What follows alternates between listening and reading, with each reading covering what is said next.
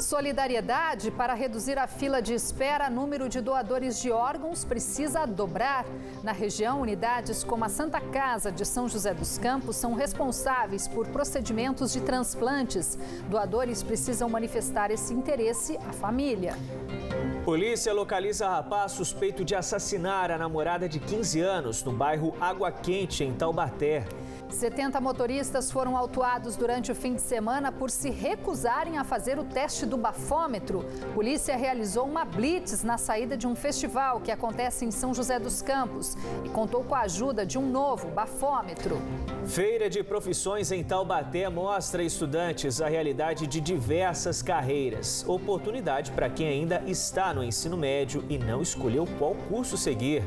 Começou hoje a FLIT, a Feira Literária Infantil de Taubaté. Durante a semana, visitantes embarcam nas histórias de Narizinho, personagem do Sítio do Pica-Pau Amarelo, criado por Monteiro Lobato. No esporte paulista de basquete, São José recebe o Corinthians em confronto direto pela classificação aos playoffs. Segunda-feira, 17 de setembro, as principais notícias da região. A partir de agora, no Band Cidade, segunda edição.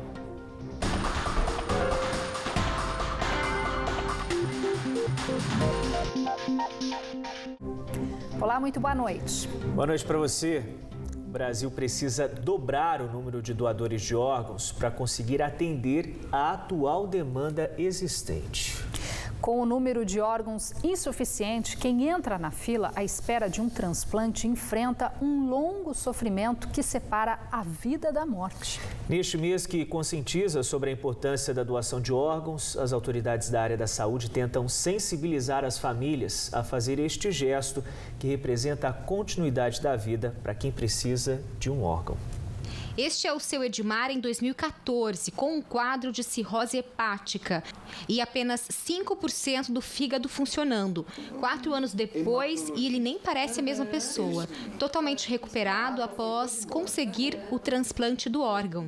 Alguma família, como toda família deveria fazer isso, se sensibilizou e autorizou a doação desse órgão. Isso é importante porque eu sou um homem de 60 anos, eu tenho uma família, eu tenho uma filha de 30, eu tenho um neto, que na época ele orava junto comigo, falava: "Oh Deus, dá um fígado novo pro meu avô". Em 2 anos ele foi internado 2 vezes e chegou a entrar em coma, até que os médicos deram um diagnóstico duro para a família. O seu Edmar teria apenas mais 3 meses de vida pela frente. Meu pai não tinha controle da vida dele.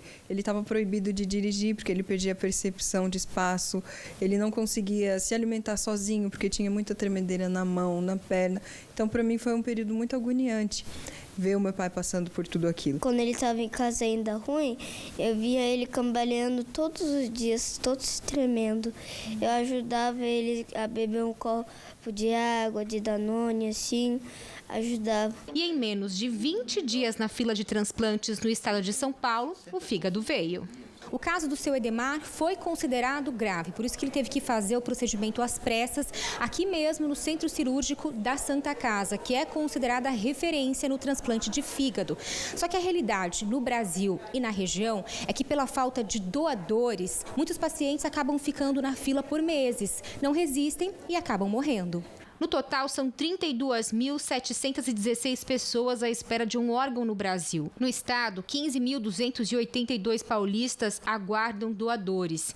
456 pessoas que estão nesta fila em São Paulo e precisam de um transplante são menores de 18 anos. Se trabalha com uma mortalidade na lista de espera acima de 20%. É decir, de cada 100 pacientes que estão aguardando na lista, 20 pacientes podem morrer aguardando na lista. Então, isso é importante para conscientizar que a doação é o mais importante de tudo. Sem doação, não teríamos o transplante. Os números de transplantes na região mantêm uma média anual parecida.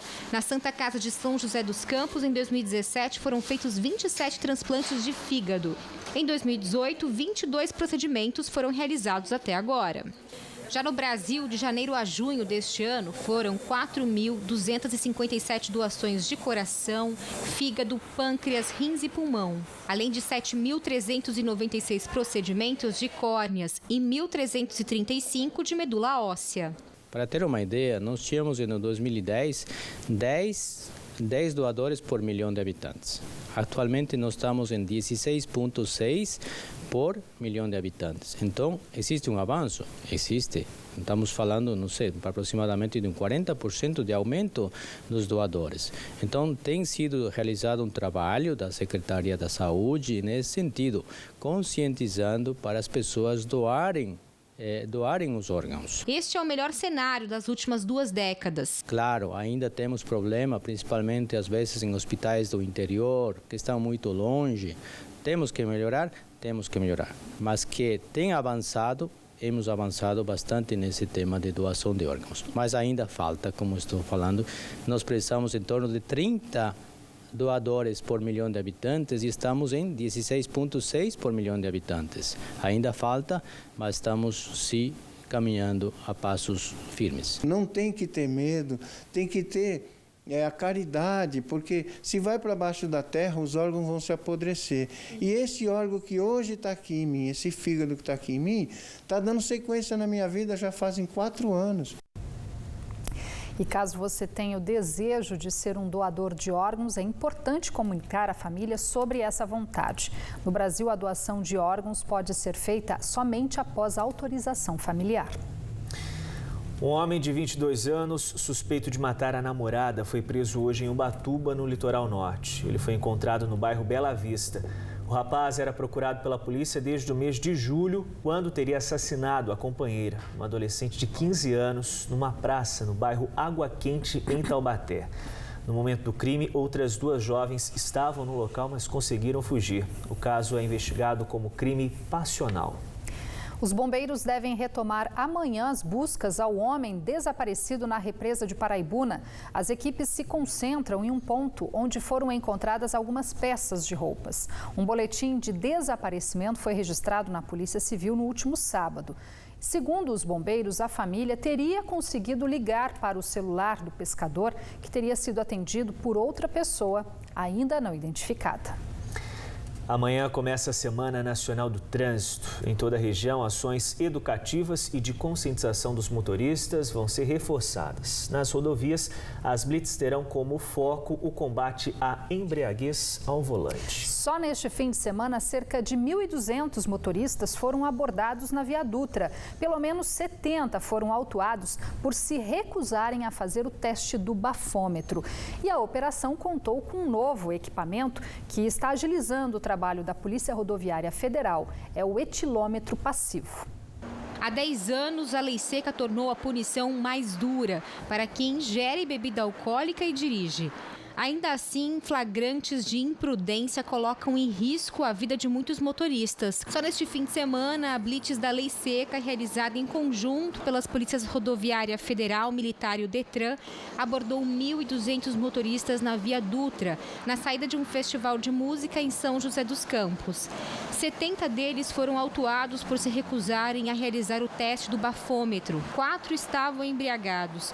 A ação contou com este novo etilômetro, equipamento 4 vezes mais eficaz que o convencional e que consegue detectar a embriaguez em menos de 4 segundos. Ele não precisa encostar a boca para soprar. Ele sopra, ele capta o ar, em 4 segundos ele dá o resultado, se é verde ou vermelho. Nós teremos na nossa rotina 2. Porém, em eventos, como é o caso do Vale Fest, esses 2 finais de semana que o evento estará presente aqui, inclusive muito próximo da nossa delegacia, nós vamos reforçar. Teremos 6 equipamentos fazendo a triagem. Então, é como se tivéssemos 24 aparelhos convencionais. Vai dar para fazer muito teste. Fica, né, nessa esteira de raciocínio o apelo da PRF para quem for frequentar esses shows que não faça o uso de bebida alcoólica, aquele que vai dirigir. O equipamento funciona de forma passiva, não é homologado pelo Inmetro e não determina a quantidade de álcool ingerida pelo motorista. Porém, vai agilizar o trabalho da polícia. O novo aparelho vai ser utilizado pela Polícia Rodoviária Federal durante eventos como forma de triagem. Se ele acusar a luz vermelha, ou seja, embriaguez ao volante, aí o motorista será direcionado para fazer o teste no aparelho convencional, que vai acusar o nível de álcool no sangue. Porque a penalidade ela é dosada de acordo com a quantidade de álcool. Níveis mais baixos é só autuação, níveis mais altos, além da autuação, tem prisão. Nesse caso, o condutor é direcionado para o segundo teste, no aparelho convencional, homologado e aferido pelo Inmetro. Se ele se recusa a fazer o teste de alcoolemia, ele é autuado por essa recusa, normalmente, conforme sempre foi. Se ele estiver com manifestos sinais de alteração de capacidade psicomotora, não adianta recusar. Ele recusa, é multado e preso assim mesmo. A legislação determina: se o etilômetro acusar nível acima de 0,05 miligramas de álcool, é aplicada uma multa. Se passar de 0,35, o motorista é multado e preso. Se o condutor se recusar a usar o bafômetro, estará sujeito a infração gravíssima, ou seja, multa de até R$ 2.934,70, além de ter a CNH suspensa por 12 meses e retenção do veículo. Este novo aparelho vem para ajudar na fiscalização e conscientizar que álcool e direção não combinam. A gente evita o consumo alcoólico para evitar acidente mesmo. Se eles deixarem de agir, o pessoal vai ver que não está pegando, né, e começa a violar a lei. Eu acho que está pegando sim, eu vejo bastante blitz por aí, eles param mesmo as pessoas e aqueles que estão com alguma infração, eles geralmente perdem o carro, a habilitação é apreendida. Já aconteceu acidente comigo quando eu bebi por causa de beber, ué. Se tivesse a lei, não tinha acontecido, ué. Daí eu parei de beber, que bebida não funciona junto com o volante, ué. 2 pessoas ficaram gravemente feridas em acidentes na região nesta segunda-feira. O primeiro foi na rodovia Oswaldo Cruz, na altura de São Luís do Paraitinga, e envolveu 3 veículos. Uma das vítimas, uma mulher, dirigia um dos carros. O outro acidente foi agora à tarde na rodovia Floriano Rodrigues Pinheiro, no trecho de Tremembé, e também deixou um ferido. As 2 vítimas foram encaminhadas para o Hospital Regional de Taubaté. E você vai ver em instantes no Band Cidade. A semana continua com chuva na região. E ainda, profissionais dão uma forcinha para os estudantes do ensino médio que ainda estão em dúvida sobre qual carreira seguir. Feira de Profissionais em Taubaté leva os jovens a conhecer o mercado de diversas áreas. Hora certa para você, 7h02. Continue com a gente, o Band Cidade volta em instantes.